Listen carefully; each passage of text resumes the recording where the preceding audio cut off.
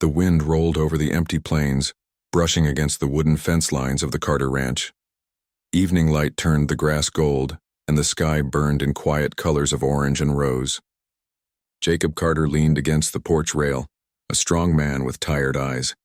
His hands, rough from years of work, held a tin cup of coffee that had gone cold hours ago. But he wasn't watching the sky. He was watching the dusty road stretching to the far end of the field, waiting for someone he wasn't even sure would come. The town postmaster had said a woman was on the stagecoach that morning. Said she looked lost, carried a small carpet bag, and asked for the Carter place. Jacob had been expecting a new hand for the ranch, maybe a drifter or a young man looking for work. But when he heard she was alone and quiet, something in him paused. It wasn't usual for women to travel alone this far out. The land was harsh and the people harsher. By sunset, a faint shape appeared at the far bend. A small figure walked slowly down the road, coat too big, steps unsteady. Jacob set the cup aside and walked toward the gate. When she came closer, he saw her face, pale, tired, and a little frightened. Her clothes were neat but simple, a gray dress faded from travel dust. She stopped a few feet away and looked at him, her hands gripping the handle of her small bag as if letting go might make her disappear. "You Jacob Carter?" she asked softly. Her voice was quiet, but it had a tremble that carried through the air. He nodded. "That's right. You must be Miss Evelyn Moore." She gave a faint nod, eyes lowering. "The letter said you needed help keeping house. I can cook, mend, and tend stock if needed. I don't need much pay, just a place to stay safe." Jacob didn't say anything for a moment. He had written that letter to the agency in desperation after the last housekeeper left to marry a man in town. But standing in front of him now wasn't a worker. It was someone who looked like she had nowhere left to go. He opened the gate slowly. "You'll find the place quiet," he said. "You can stay in the room near the kitchen. Supper's not much tonight, beans and bread. You're welcome to it." She nodded, still avoiding his eyes, and followed him to the house. Inside, the walls were bare except for a single picture of his late mother. The house was clean but carried a lonely silence. He watched her glance around as if trying to memorize every corner before speaking. "It's nice," she said softly. "Feels safe?" Jacob didn't answer. He went to the stove, stirred the beans, and poured 2 bowls. She thanked him, her voice small, her hands shaking a little as she ate. For a while they didn't speak. The sound of the wind outside filled the silence between them. When the meal was done, she helped wash the dishes without being asked. Her movements were careful, like she expected to be corrected. When she finished, she stood at the doorway of her small room holding her bag close. "Thank you for letting me stay," she said. "I'll do my best to earn my keep." Jacob nodded. "That's all I ask." She hesitated as if wanting to say something else, then whispered, "Good night." He listened to her footsteps fade behind the door. For the first time in a long while, the ranch didn't feel so empty. Days passed quietly. Evelyn rose before dawn, lit the stove, and brewed coffee strong enough to wake a dead man. She worked in silence, washing, sweeping, mending, feeding the hens, keeping everything in order without being told. Jacob watched her sometimes from the porch, wondering what story hid behind her quiet eyes. She never spoke of her past, never mentioned where she came from or who she left behind. But sometimes when the evening grew still and the sky turned red, he could hear her humming softly to herself. It was a lonely sound, gentle and full of something that hurt to hear. One evening, rain came sudden and heavy. Jacob was out in the far pen, trying to secure the horses when thunder rolled across the plains. Evelyn ran out with his coat in her hands, yelling for him to come in. He grabbed her arm just as lightning split the sky. Together, they ran back toward the porch, drenched and breathless. "You shouldn't have come out," he said, shaking the water from his hat. "Could have been struck." "I wasn't about to let you get soaked through," she said, brushing her wet hair from her face. "This land's rough enough. No sense fighting it alone." Something in the way she said it made him pause. She wasn't just talking about the storm. He looked at her, water dripping from her sleeves. "You sound like you've had your share of fighting alone." She turned away, her voice low. "Everyone has their share, I suppose." He didn't press her. He only nodded and handed her a towel. "Dry off before you catch cold." That night the storm raged on. Jacob sat by the fire, listening to the rain pound on the roof. Evelyn's door opened quietly. She stepped out, wrapped in a blanket, eyes red from something that wasn't the cold. "I'm sorry," she said. The sound of thunder, it reminds me of trains. I used to sleep near the station when I had nowhere else to go. Jacob's heart tightened. You been on your own long? She nodded, her voice trembling. Since 16. No one ever really needed me. People come and go, but they never stay. When you wrote that letter asking for help, I thought maybe this time I could belong somewhere. But I know how things go, Mr. Carter. I won't stay where I'm not wanted. Jacob stood slowly and stepped closer. You're wanted here, he said quietly. You've made this place alive again. You belong here more than you know. Tears welled in her eyes, but she smiled faintly. No man ever said that to me before. Her voice trembled on the words, soft as a whisper. Jacob didn't know what to say, but the truth came out before he could stop it. Then it's about time someone did. The fire crackled between them. Outside, the rain softened to a steady patter. For the first time since she'd arrived, Evelyn didn't look like she was ready to run. In the weeks that followed, something quiet but steady grew between them. She laughed a little more, and he found himself leaving small things for her. Wildflowers on the windowsill, a polished stone from the creek. She began to hum again, this time a tune that didn't sound so lonely. One morning Jacob came in from the barn and found her standing by the window, sunlight falling across her hair. She turned and smiled shyly. I made breakfast, she said. Thought you could use a warm start before heading out. He nodded, touched by the simple gesture. You always know what a man needs before he does. Her cheeks flushed. No man ever needed me before, she said softly. Not really. Jacob set his hat on the table and looked at her for a long moment. You're wrong, Evelyn. I do. Her eyes widened, and for a heartbeat neither of them moved. Then she turned away, her hands trembling as she set down the plate. I don't know what to say, she whispered. You don't have to, he said gently. Just know you're home here. For as long as you'll stay. Her voice broke with quiet relief. Then I'll stay. Outside, the wind lifted over the fields again, carrying the scent of wild sage and rain-wet grass. The Carter ranch was still rough and lonely, but now it held something neither of them had felt in years. Peace. Days passed into weeks, and the dry winds of spring turned warm again. The Carter ranch came alive with green grass and bright skies. Evelyn moved easily through her days now, her steps light, her smile gentle. The hens clucked near her feet as she carried the basket of eggs, her dress brushing against the doorway when she entered the kitchen. Jacob often paused just to watch her.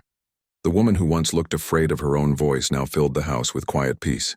Every morning began the same way. She made coffee, baked bread, and left a cup for him near the porch rail. He'd come in from checking the cattle, nodding to her with his soft smile. Neither of them said much, but every silence between them carried meaning. One evening, as the sun set behind the ridge, Evelyn stood by the porch watching the light fade. Jacob joined her with a blanket in hand. Getting cold, he said. She smiled faintly. Not too bad. Still, he placed the blanket around her shoulders. She looked up at him, eyes soft. You're kind, Jacob. You don't have to look after me. Maybe I want to, he said simply. She looked down, her voice a whisper. I'm not used to that. Jacob looked toward the horizon. You should get used to it. Some things don't need a reason. The quiet between them grew warm. For Evelyn, those words felt heavier than anything she had heard in years. But deep inside, a small fear still lingered.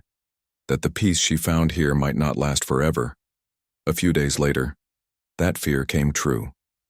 A rider came down the road, his horse kicking up dust. Jacob was out in the field, mending a fence, when he saw the man approach. The stranger wore a brown coat, hat tilted low. He carried a paper in his hand. Jacob Carter, the man called. That's right, Jacob answered, wiping sweat from his brow. Name's Briggs. I'm from the county office. Came to deliver this letter. It's about a woman staying here, Evelyn Moore. Jacob's eyes narrowed slightly. What about her? Briggs hesitated. Seems someone's been looking for her. Says she left without word. They think she might have taken something that wasn't hers. Jacob took the paper but didn't open it. You saying she's a thief? I'm not saying anything, Briggs replied. Just doing my job. Thought you ought to know. Jacob didn't answer.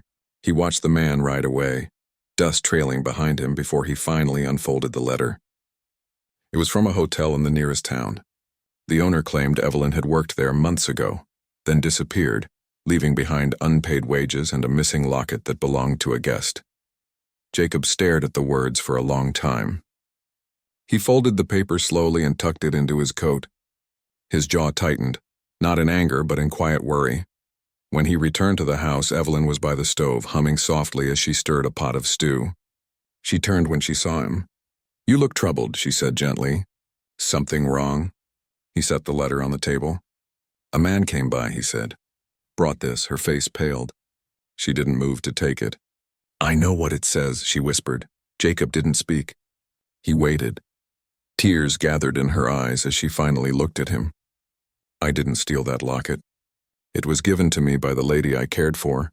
She was sick, and before she passed, she told me to keep it. But when she died, her brother blamed me. I tried to explain, but no one would listen. So I left." Jacob studied her face, her trembling hands. Every word she said carried the weight of truth. "You could have told me," he said softly.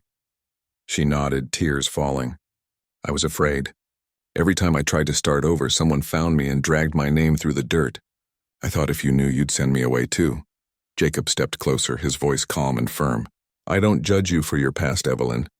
I only care who you are now, and I know you're honest." Her voice shook. "But they'll come again. They always do. I don't want trouble for you." He reached out and gently lifted her chin so she'd look at him. "This is your home now. Nobody's taking that away. Not from me. Not from you." For a moment she couldn't speak. Then she broke down quietly, her tears falling as she leaned against him. "I don't deserve your kindness," she whispered. "You deserve peace," he replied. "And you've earned it." The next morning, the sheriff's deputy came riding up. Jacob was already waiting. The deputy asked questions, read the note again, and looked toward the house. Evelyn stepped outside, calm but pale. She told her story the same way, nothing hidden, nothing twisted. After a long pause, the deputy folded the letter and nodded. "The woman's brother sent this, but word came in yesterday. He admitted the locket was given away before she passed. Looks like you were telling the truth all along." Evelyn gasped softly, her hand covering her mouth. Jacob gave a small smile, relief in his eyes. "Then that's the end of it." The deputy tipped his hat and rode off, leaving behind a silence filled with peace. Evelyn turned to Jacob, eyes glistening.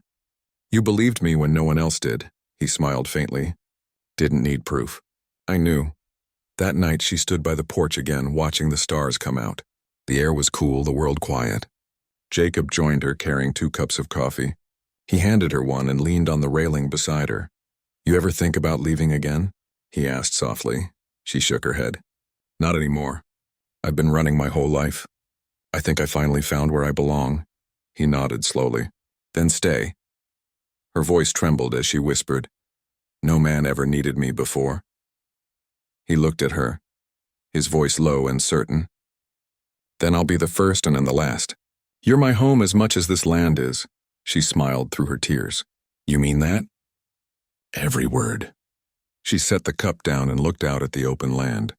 The wind carried the scent of wild sage and dust, the same smell she'd once feared but now loved. It was the scent of freedom, of belonging. From that day on, the ranch wasn't just a place of work. It became a home for both of them. Evelyn filled the house with warmth, with quiet laughter, with the smell of fresh bread in the morning and the sound of soft singing at night. Jacob worked harder than ever, not out of duty but out of pride. Pride that this land, his home, was something worth sharing. When storms came, they faced them together. When the sun burned hot and the cattle were restless, she brought him water, her smile steady. When nights grew long and cold, he would light the fire early, making sure she never felt alone again. Sometimes they didn't need words at all. A glance, a nod, a small smile was enough to tell what the other felt. One evening, as the sun dipped behind the ridge and the fields glowed gold, Evelyn said softly, "I used to think love was something people like me didn't get to have." Jacob turned toward her, his voice calm and warm. "Love isn't something you get, Evelyn. It's something you build, day by day, and we're building it right here." She reached for his hand, her fingers trembling slightly but sure. "Then I'll never stop building it with you." He smiled, squeezing her hand. "You already are." The wind swept across the land, carrying their words away, but their hearts held them fast. The ranch, once a lonely stretch of dust and fences, now carried laughter, light, and life. Evelyn never ran again, and when folks in town spoke of the Carter place, they didn't just talk about the cattle or the fences. They talked about the woman with the soft voice and the man who swore she'd always be his home, because he kept his word.